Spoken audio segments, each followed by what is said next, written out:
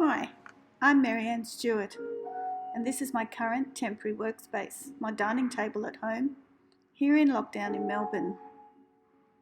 I've been quite happily ensconced here since early March with my husband and 24-year-old daughter in our 12th floor apartment in one of Melbourne City's iconic residential apartment buildings, the Republic Tower. Here's the view outside the window on our northern side. Lots of apartments. I'm going to take you now up to what we call the pointy end of our apartment in this triangular, glass-walled living room. It's a great spot to sit and contemplate life in the city. It gives a bird's eye view of the apartment buildings that have sprung up and continue to grow around us. And as you can see, we currently have a great view of the building site next door. However, soon it will be higher than we are and we will be facing another wall. Fortunately, we can never lose our view on this side as there is a heritage listed building here. Although in theory I could have continued to go to my shared studio, only a 15-minute walk away during this lockdown, there were so few people in that commercial building it didn't feel very safe to me. So the dining table at home became my workspace by necessity, and so did working small.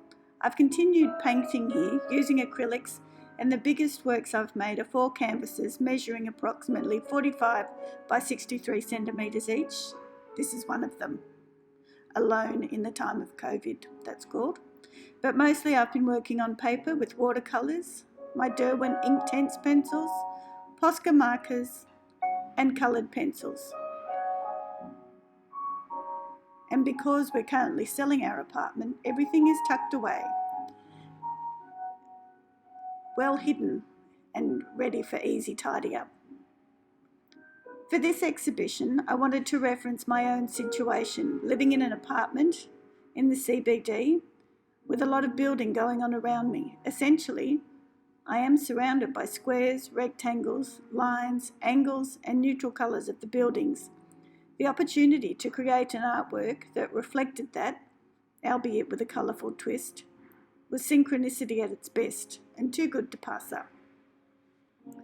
The 9 paper panels of lockdown in the pointy end, which is what I'm calling it, are covered in overlapping round cornered squares. Each segment has many layers of watercolour paint.